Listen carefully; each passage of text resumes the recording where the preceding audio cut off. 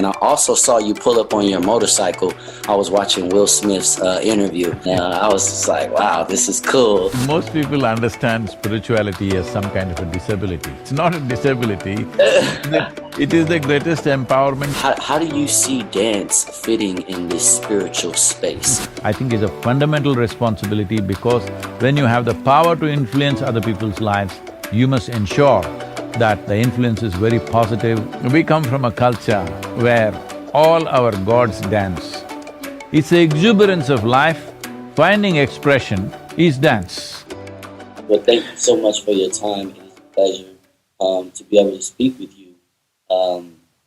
I've been spiritual for as long as I can remember, and it is just also interesting to be able to speak to a spiritual guru like yourself. I found you like maybe a year and a half, 2 years ago. I never was lost.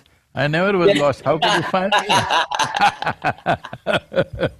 I stumbled across you on YouTube, and I always thought you had a great personality, and you know, that's something that's important for, you know, a young developing spiritual person to be able to connect and communicate with an elder. So I have a lot of respect for you, and I just wanted to start by first saying that before I have some questions for you. How's your tour been going? Our tour went great. 36 days we were on the road on a motorcycle. It was a fantastic journey. It's been a long time since I rode like this, nearly 10,000 miles, 9,477 miles on the road in 36 days.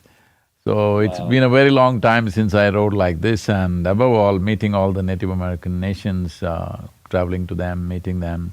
Well, it was a bit restricted because of the virus situation, but otherwise still we got to meet many people. And we are in the process of, you know, the most important thing is I want to make sure they're visible in the world. Unfortunately, they've become invisible. It was a major culture at one time, but, you know, kind of disappeared. We want to put them back on the map, kind of. Yeah, that's amazing. So, what kind of motorcycle do you have? This time around I rode a K1600 GT, it's a BMW. Okay. It's a 1600 touring bike, but it's a sport touring bike, so it's quite nimble. It's not like the big Harleys or Indians, you know, it's not one heap of metal, it's properly designed like a sports bike, but it's a touring bike. So how did you find exploring the Native American culture? Because, you know, in my culture, you know, we always have a thing where it says, you know, you're Indian. See, some part of you, you're Indian. So, you know, that culture is, like you said, not so prevalent where, you know, there's so much information about the different cultures and the different, the variations of Native Americans. So how did you find that experience? See, for most people in the world, their idea of… their image of a Native American person is essentially from a Wild West movie. A bunch of young people on barebacked horses, riding, hollering all the time and shooting at anybody who comes their way. That's a kind of unfortunate image that is there in most of the world, because they have seen these people only in the Wild West movies. But it was also eye-opening for me to realize that there were over 500 nations at one time in North America. Just in the United States, 500 nations. And many of them had well-developed cities, and by choice they lived as hunters-gatherers. But there were cities, a place like Cahokia on the Mississippi banks, east of Mississippi, 1,000 years ago, they had a population of 40,000 people. So 40,000 people doesn't happen in one place unless there is substantial organization, administration, a whole system, all right? So they did all that. To give you a perspective, that 1,000 years ago in London city, there were only 15,000 people. In Cahokia, there were 40,000 people. That is the level of thing that was there. And each one of these nations or tribes have their own language, their own culture, their own spiritual process, their own type of rituals, everything. So unfortunately, this is not known to people because these are oral cultures and it goes from generation to generation, and there's been such a massive dislocation in the last 8–10 generations maybe. In the last 200 years, there's been such a massive dislocation of their culture. So most of it is gone because it's not written down, it's not preserved as it is done in every other culture. This is purely an oral culture. If an elder dies and if the young people don't pick it up, it's like 40,000… it is 40,000 years of history. Somewhere between 20 to 40,000 years ago, they have been here. Since then, there is archaeological proof for that. So, this long a history is just lost. If one generation either dies of disease or war or something else happens, or whichever way it happens, which happened in the last 200 years, and a whole lot of it unfortunately has been lost. But still there are people who are committed to keeping this alive and going. So my effort is to make them visible. People should know there are people like this. Right. Well, that's amazing. There's been a phenomenal response across the world, particularly in India. People had not even heard about these people, and now there is such a big awareness, and we are continuing to release more and more content about that. That's so cool. That's so cool. Yeah. Like I was telling you, from where I'm from in my culture, we always have had a type of respect and admiration, even though a lot of these customs and cultures are hidden. We feel very much so a part of it in a very interesting way, throughout my history. So I thought that was really interesting. And I also saw you pull up on your motorcycle. I was watching Will Smith's interview, and I was just like, wow, this is cool. A yogi, a guru that, I don't know, maybe people imagine that, you don't have certain freedoms in life because being a yogi and a spiritual person is I don't want to say it is a job, because obviously No, most people understand spirituality as some kind of a disability. It's it's not a disability, it is the greatest empowerment that you can have in your life. If it's a disability, I think it should be banned. Anything that disables a human being should be taken away. Why are we talking against drugs, alcohol, all this? Not because we are against pleasure, we are against disability. In some way it'll bring disability, because human empowerment is in our abilities, enhancing our abilities, not in disabling ourselves. So if spirituality is a way of disabling yourself, we must ban the damn thing. Yeah, it's interesting that you say that, because a lot of people here, they view karma, as kind of a type of punishment system. And I want to know, what is really the nature of karma, if you can express it. It's uncanny that you're asking this, because coming February, Random House is publishing a book by me on karma. The title is Karma. Wow, congratulations. It is Yogi's Guide to Freedom. What is karma? See, to put it, I will try to make it very concise. There could be… when you kind of make it that brief, there could be loopholes. If you see the loophole, ask a question, otherwise it's fine. Most definitely. So, the simple thing is this: see, right now you are who you are, including the shape, size, color of your body, everything is because of a certain memory carried within you. Right now, suppose you or me start eating dog's food or cow's food, the body won't get confused, because there is evolutionary memory in this. You give it whatever you want, it only becomes a human being, isn't it? So this is only because of information, memory that is there across the system.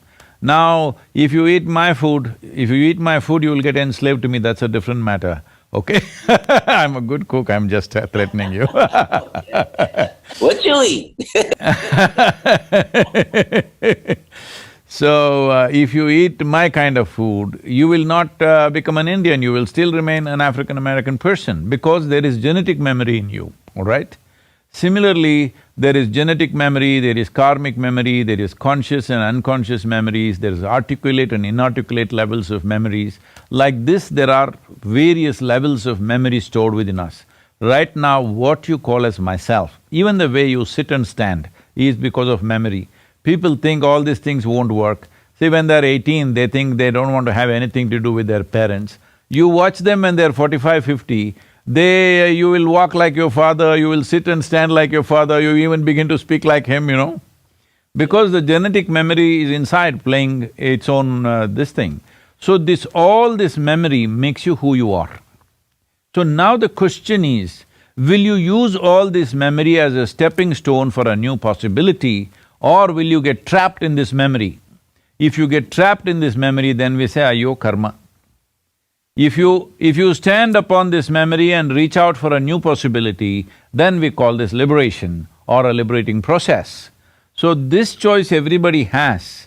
It is just that most people get trapped in their memory because they get identified with their memories. You know, right now, your identity or anybody's identity is with their memory. Right now, I can say I'm an Indian. From where? It's in my memory. If you wipe out my memory, I don't know whether I'm an Indian or what, isn't it? So everything is in memory. If you identify with your memory, then you get trapped in that memory. If you're not identified with it, if you're conscious and you handle your memory consciously, then karma is a tremendous possibility. It is a stepping stone for higher possibilities in life, because only because of this vast amount of memory that we have gathered, right from being an amoeba till being this complex, sophisticated life that we are right now, the memory is all there within the system. All this memory is a tremendous possibility if we stand upon it like a stepping stone. But if you get trapped in it, then it'll put through cycles of the same thing.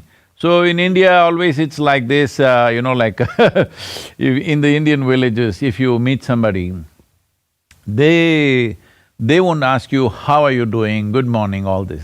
They will just ask, Saptingla, this means, have you eaten? Because their understanding is, if you have eaten, you should not have any other problem. Because the rest of the problems are your making. So if somebody has eaten well and sitting there with a sad face, then we say, ayo karma. That means their memories are tormenting them, you know. Whether conscious memory or unconscious memory, or memories that you can figure out what they are, or memories that you don't know where they come from, but some memory is tormenting you right now, then we say, ayo karma, because karma has become a trap. What should have been a stepping stone has become a trap. What should have been an empowerment has become, kind of taking away all the possibilities in your life. Wow, that is a really, really great example, because I was doing some research and I found that karma meant something different in your culture. And thank you for explaining that. I think that a lot of people feel that,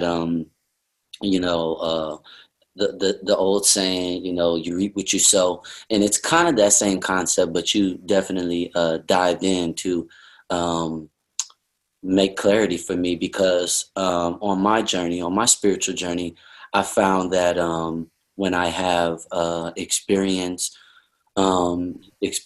things, that I actually remember experiencing it, and it's almost like I told you so, or you knew that already, kind of feeling after I, whether it be a performance or a moment in a performance, or a dancing, because dancing is something very special to me and spiritual for me.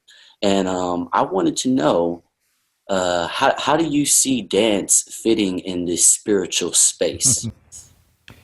Well, I'm sorry, I've not really seen you dancing, but people told me you're a great dancer. You gotta check me out, man. I will check you out. I heard that tomorrow you're releasing some new album or something. I will check that out when you release. Titled The Connection. Uh-huh. Yeah, and it is really really cool. One of my biggest. And let me say that, no, you shouldn't say that yourself. I will watch it and tell you how cool it is. Okay. Okay. Well, yeah. I recently got to travel to Michael Jackson's estate here in the valley. They call it the Havenhurst Jackson estate, and I thought it was so amazing because the first concert that I ever went to as a child was a Michael Jackson concert, and I also got to shake his hand, and he has influenced my life. You're supposed to shake a leg with him, huh? Not a hand. No, you know what? He was shooting the video. I didn't get the chance to shake a leg. But it was a very profound experience for me because I remembered how much he's influenced my purpose in being a musician. A lot of people make music to sell records, and I've done that. You know, I started at the precious age of 15. That's when I put out my first album. I'll be 36 in actually like 2 weeks. So my purpose and my meaning for sharing and connecting with people all over the planet has continued to grow and change. And it was so cool for my album, The Connection, to be able to go to the Havenhurst estate and speak about his influence. So the album is a really meaningful album, and that's what I want to continue to do as an artist, is just continue to give people the tool to be positive and feel good with music. And one of the questions that I had was a lot of composing music, singing, dancing, and performing on stage is a spiritual thing. How can I tap into deeper dimensions of that in my life? And now you piled up two questions, one on top of another, man. Okay, the one. I'm sorry. Let's do the one first. I'm sorry, I got excited.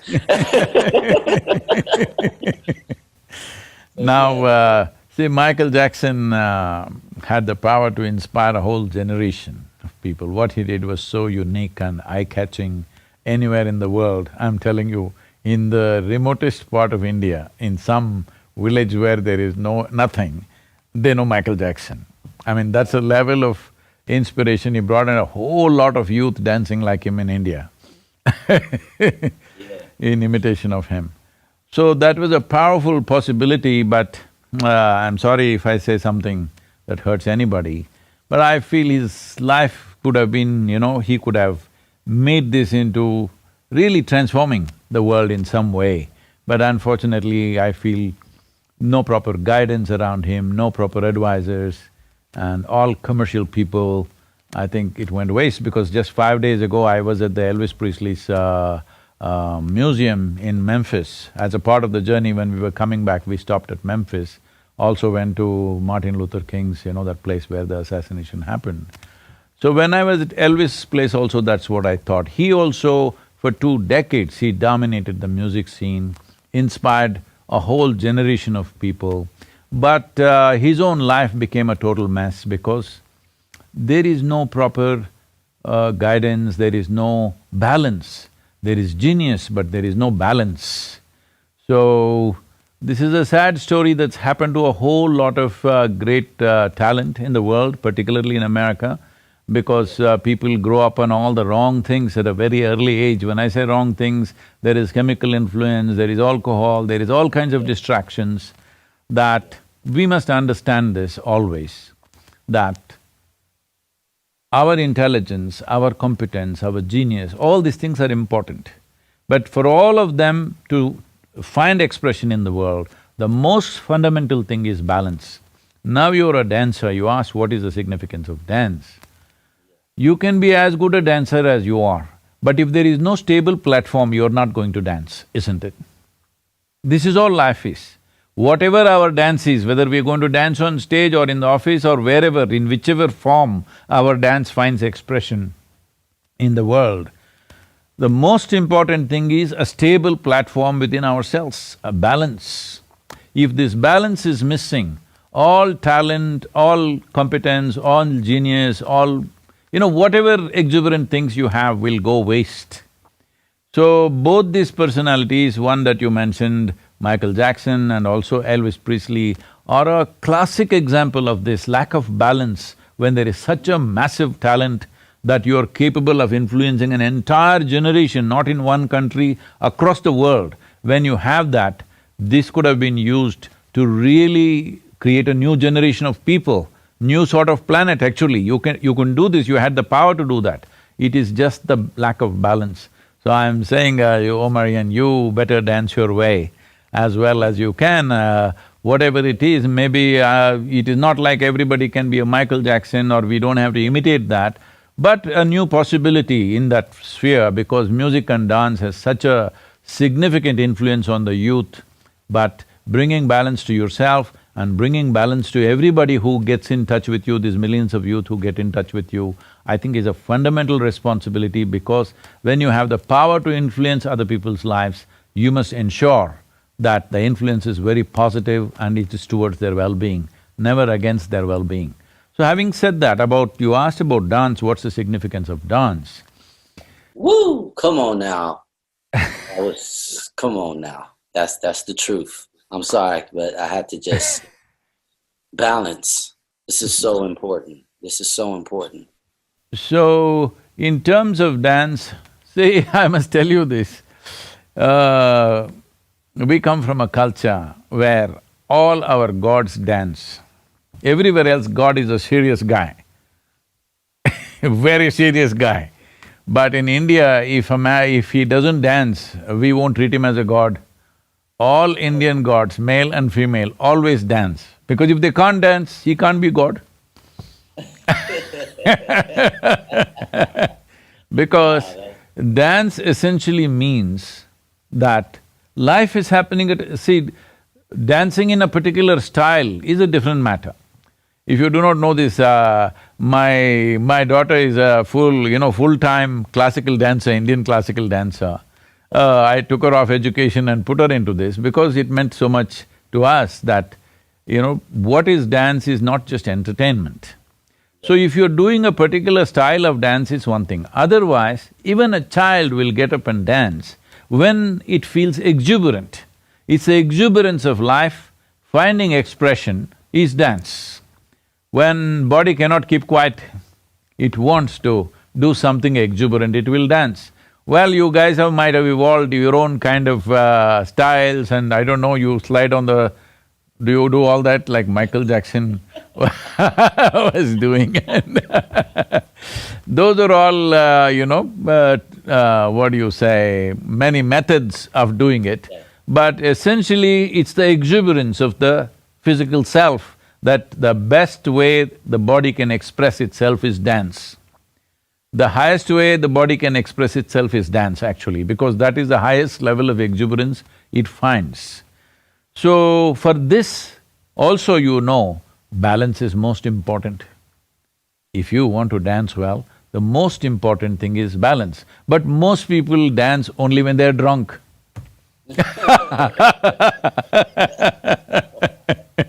We have a night-long festival once a year, nearly 1 million people. Last time, 870,000 people attended this event. And it is telecast nationwide in over 100 channels in India and all this.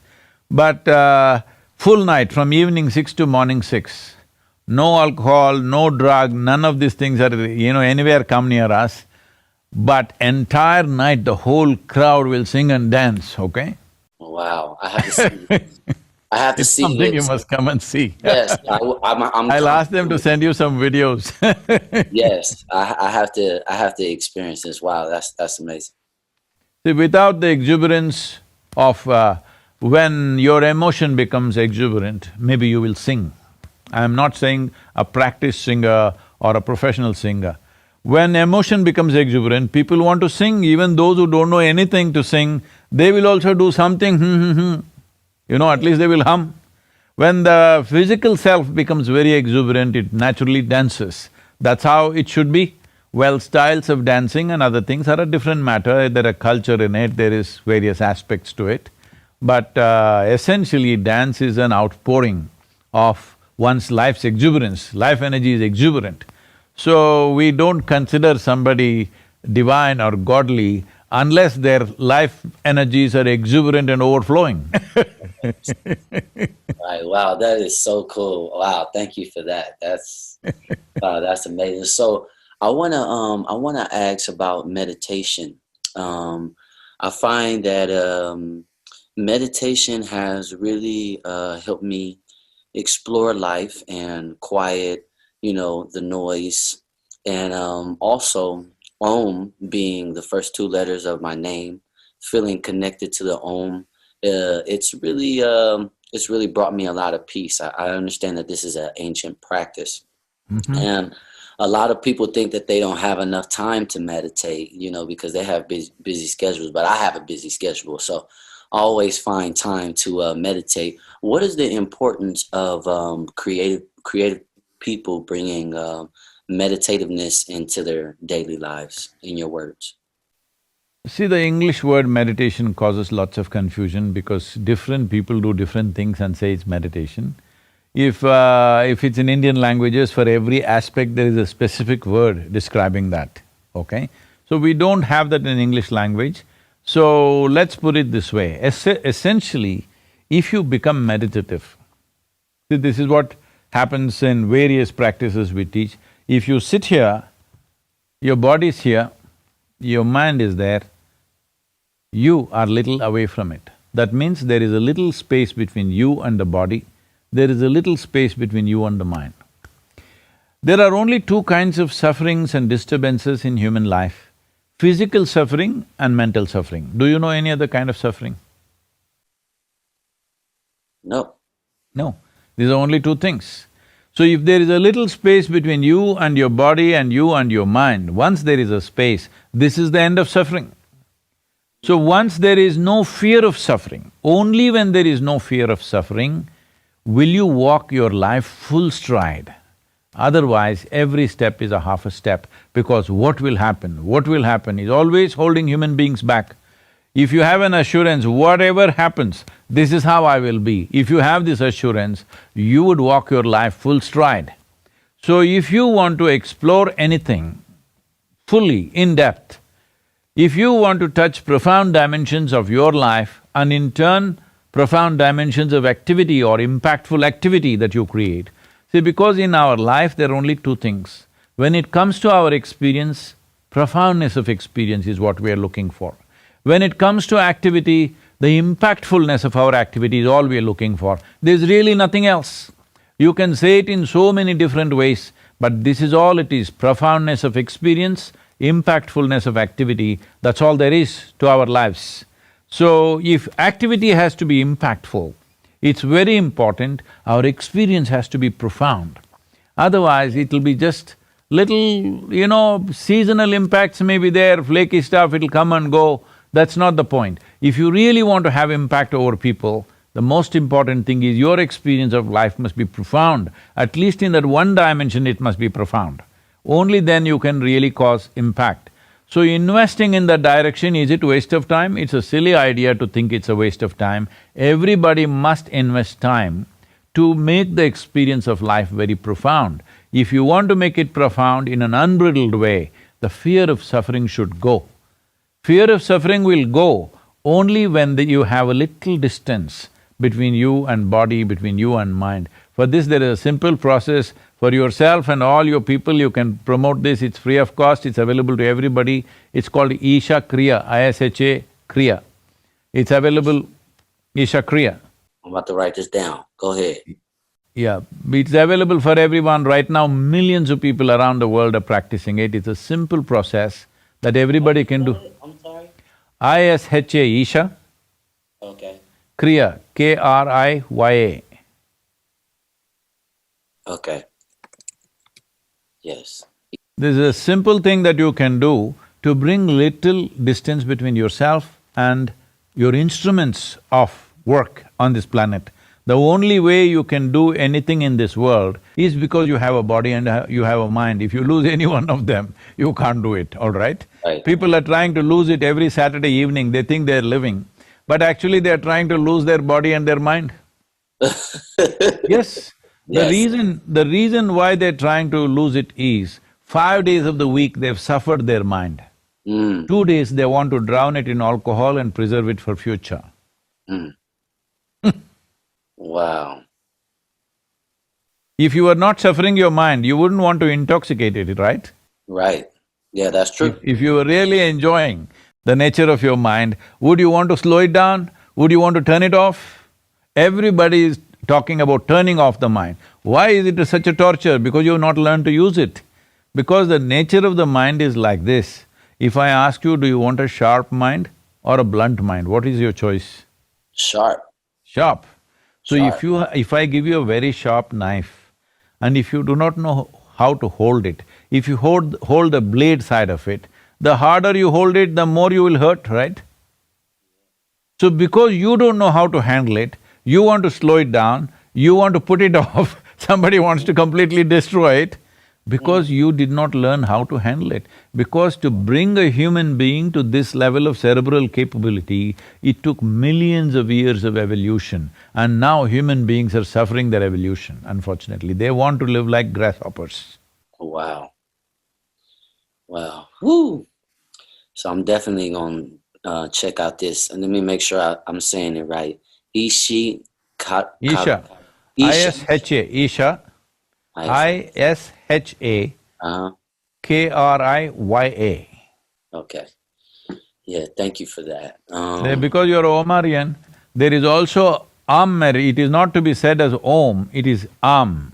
It is just three sounds. If you… see, these are not things that you just make up. If you open your mouth and exhale, you will do If you partially close your mouth and exhale, you'll do Oh. If you close your mouth and exhale, you will do If you combine these three in equal proportions, you will do Wow,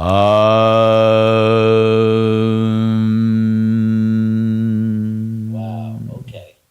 So this is not something that we made up, this is the basis of physical existence in this solar system.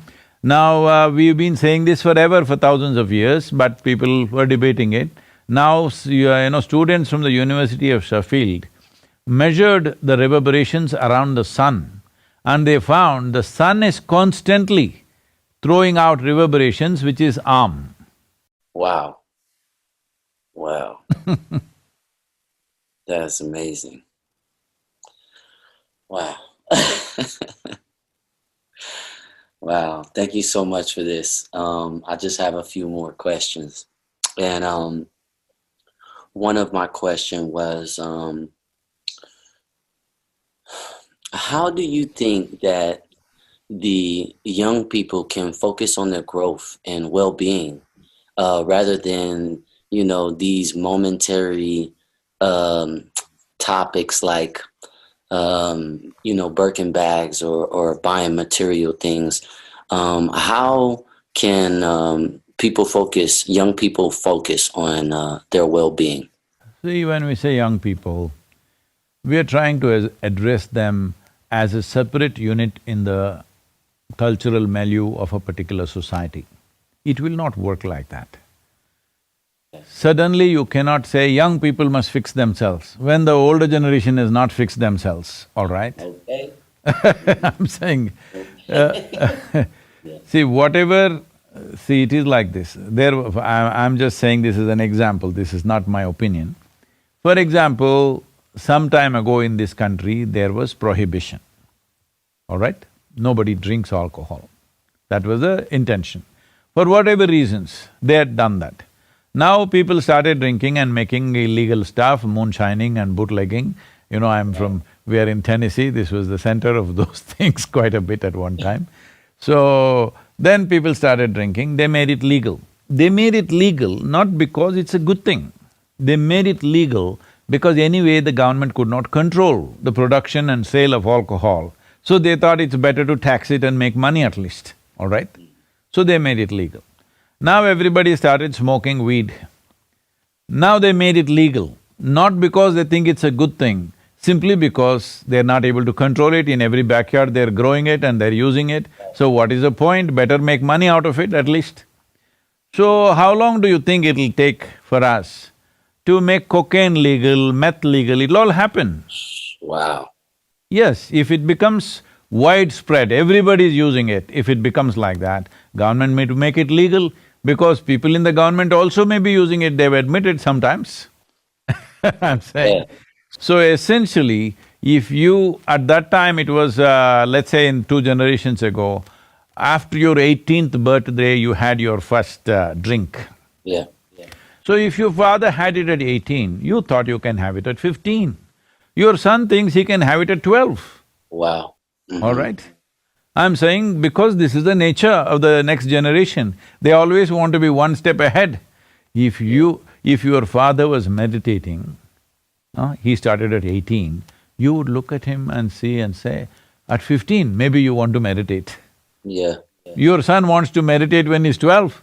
Maybe your grandson wants to meditate when he's a child, because I see in India, children are sitting like this and meditating. It's amazing, they're sitting like that for long periods of time. I'm talking about 4 or 5-year-old kids, because they see their parents doing this. So culture just cannot be focused on one segment of the population. When you think the older generation can do all this, the younger generation will be one step ahead of you. They will not be behind you for sure. Yeah. So it is not right to say younger generation must be fixed. Younger generation is just following in the footsteps of the older generation, but definitely they would like to overtake them, they like to pass them. They don't want to be behind them in their shadows. So they are going ahead of them. If you drank at 18, I drank at 12, what is the big problem? You were proudly smoking and blowing it in everybody's face in 70s and 80s. Now if your son comes smoking home at the age of 12, you're shocked. Right. Right. So I'm saying the cultural change needs to happen in a different way. Well, that is not an overnight thing, it's a life… it's a generational work we have to do. For example, people campaigned against smoking continuously for 20 years. Today you see in United States, nobody is blowing smoke in your face anymore. Otherwise, could you walk into any restaurant or any place without being smoke-filled? But still in many parts of the world, it's still the same thing, everybody is smoking all the time, anywhere and everywhere, all right? So it took a 20-year campaign to do that. Well, that campaign had legal, social and other, elements to it, but I am talking about a constant campaign needed in a society as what is it that'll enable us, what is it that enhances our life and what is it that diminishes our life. Let me tell you this, right now in India also this whole thing is picking up, and I was in Bangalore. These days I'm being invited for these under 25 conferences because they think I'm under 25. They think I'm under 25 just disguised like this, I mean, the skin is glowing, if I might say so. So, I was there and, about 15,000 people are there, all young people. And I can feel the smell of marijuana out there. And they asked me, Sadhguru, you have so much influence in the government, why don't you make marijuana legal for us? I said, why not? Why just marijuana? Let's go all the way, let's make cocaine legal, let's make meth legal, let's make LSD legal, whatever you name it. Let's make everything legal one shot. Why go one at a time? Because if we make marijuana legal, marijuana people are happy, LSD people will be unhappy. They'll say, why don't you make ours legal? Let's make everything legal. So what is the intention? You guys are all in the university, you want to go to the university smoked up, is it? I asked. They said, why not? I said, we'll do one thing. I will take you on a small plane ride, not a big commercial airline, small plane, single-engine plane. But the pilot comes and he's all smoked up. You want to fly with him? I say, like this. They can't decide. Then I say, okay, you're not getting it, you need a major surgery. But the surgeon comes smoked up. You want the surgery? They said, oh no, So you clearly understand, in some way your faculties are impaired, all right? You clearly understand that. So what makes you think you can smoke up and go to the university? Should you be at your best or should you be at any less? So I want you to understand, when you smoke up, you are not high, you are low. So from now on, don't use this word high. You say, I smoke and I'm low. Let's see how long you want to be low. See, you're using all the wrong words. You get drunk and you say you're high, you're drugged up and you say you're high, you're not high, you're low, because all your faculties have come down, isn't it? Wow. Wow. Just the wrong interpretations in the society. You think this is the way to be high. No, this is the way you become low. The moment you say, do you want to be low, can you go and tell your friend, come, let's go get low? He'll say no. You say, let's get high, he's saying yes. So how to get high? You cannot get high without enhancing human faculties. By depreciating human faculties, you do not get high, absolutely, isn't it? Wow. Wow, that's interesting. Yeah. Yeah, okay. You got a bigger knot than me on your head, man.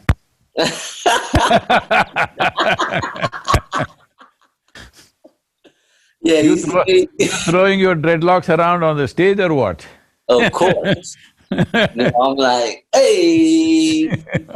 Yes, indeed.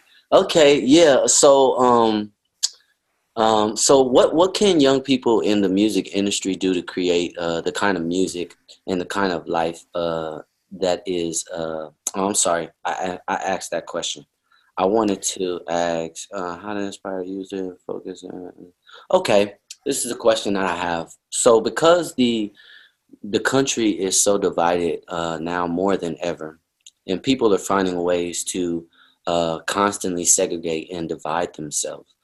Some artists like Bob Marley and MJ talked about the universal love in their music and their message, and you know that music is truly timeless. Can music really be a driving force to bring about this universal love during these crazy times? And what do you think about that? Because that's definitely my intention, is to, you know, remind people throughout this life experience that I feel that, you know, isn't smooth sailing. You know, you have to come into the knowledge of knowing what you want. And I feel like everyone is striving for some type of happiness, but they don't know how to maintain it. How do you think that artists can connect to this purpose? There are various aspects to this. One thing is, initially you asked this question about how a musician can bring about this change.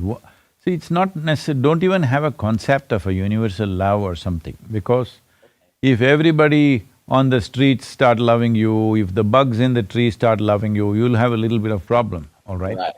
What we want is that you are able to accept and respect every other life, and even inanimate things, to have that regard and respect for everything, because the soil that you walk upon, the water that you drink, the air that you breathe, the food that you eat, this is what you are, all right? You have not seen any other force creating you, these are the things which are making you happen. So similarly, every other life, to accept them the way they are and to have respect and regard for who they are and whatever they are. They have different purposes, different sort of people, you can't go and do lovey-dovey with everybody, all right? But you can accept and respect them for who they are. That is most important.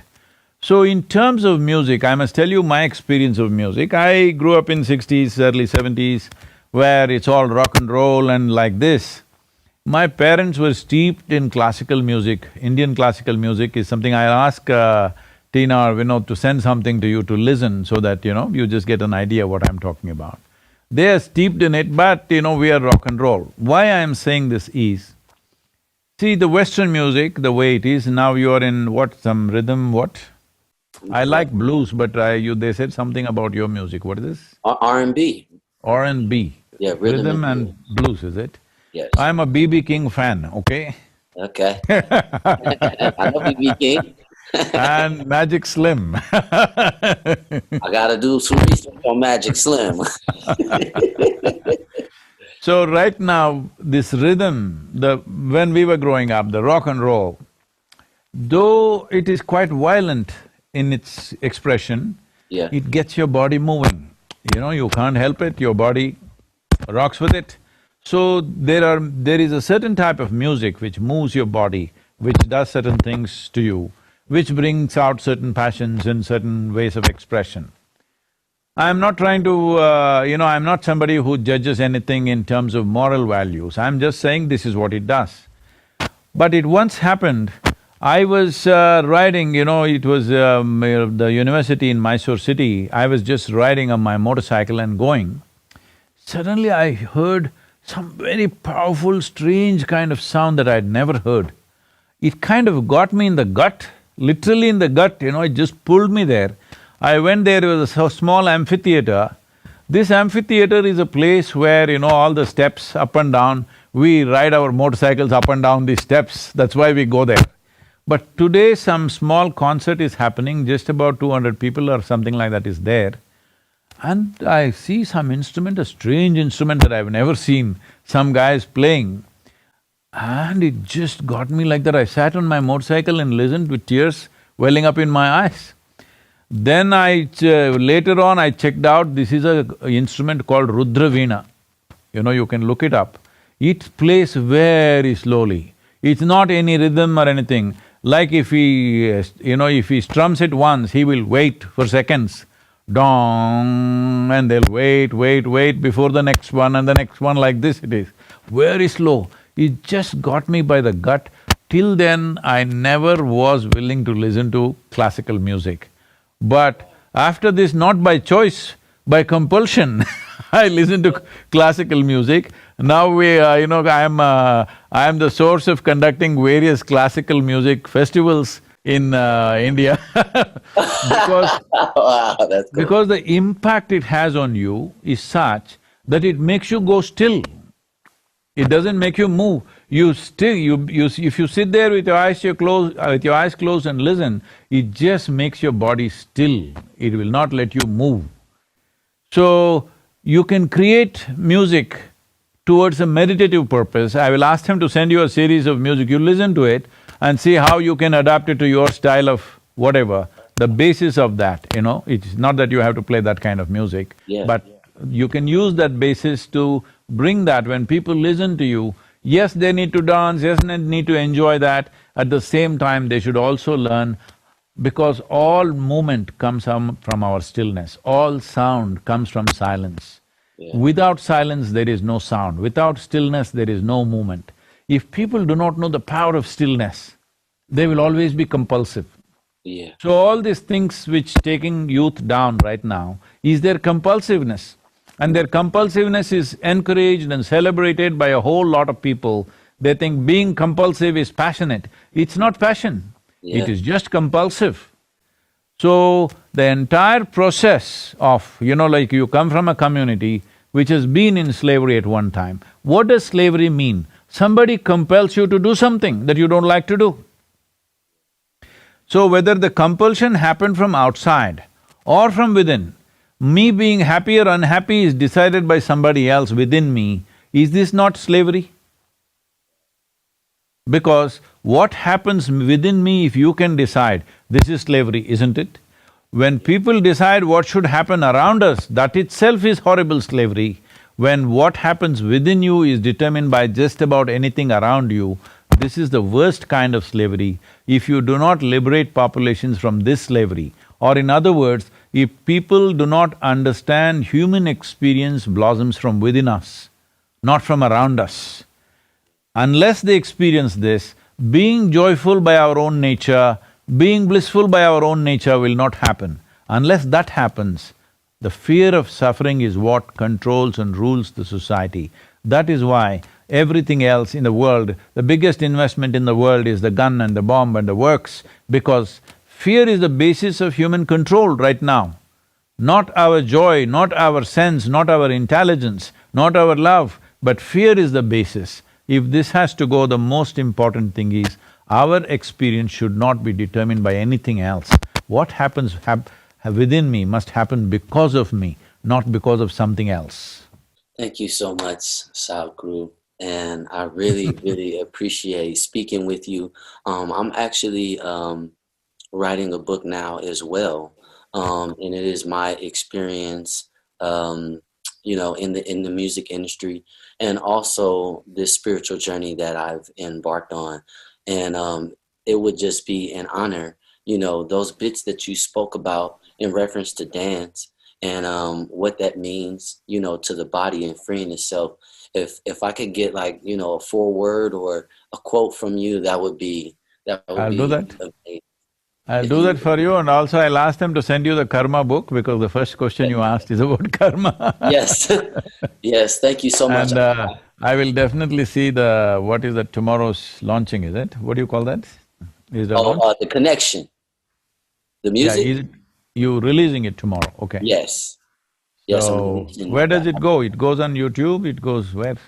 Yeah, so we're premiering the thing that I was telling you about, going to the estate tomorrow, and we're also releasing the album. So it'll be everywhere. Pretty Okay. much probably like late tonight. So yeah, Mhm. it will be out tomorrow. I shot some videos. I directed some videos. Yeah, when you get a moment, I'll send you some stuff that you can check out. But I definitely Please want to do come that. visit. I would like to see that. Yeah, I started in a group, and then I became a solo artist.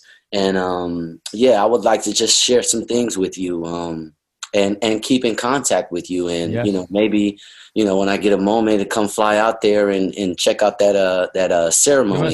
You must come to Tennessee. We have a wonderful place out here. We Okay. are in Cumberland Plateau. Okay. It's a 4,000 acre property, beautiful forested land. Oh, wow. Very nice. You must come. I'm here till end of December. Okay. Yeah, I'm definitely gonna. You know what? I have one more question. Just one more question. What do you think about psilocybin and the mushroom? I'm sorry, what do I think about? The mushroom. Oh, in Tennessee, people, especially women, are reputed to use mushroom to, end their spouse's life. At least the jokes go. At least the jokes, at least the jokes go like that. Okay. There are lots of mushroom here. You can come, Okay. but we won't give it to you. Thank you so much, Sadhguru. It is such a pleasure, and I hope to speak with you again. Thank you so much. Yes, we'll catch up. Please come before end of December. If you come, I'll see you here. Hmm? Okay. Thank you so much. Wonderful. It is a pleasure. Can't wait to meet you. Yeah. All the best for your tomorrow's release. Thank you so much, and all the best for the book as well. Mm-hmm. Thank you. Thank you.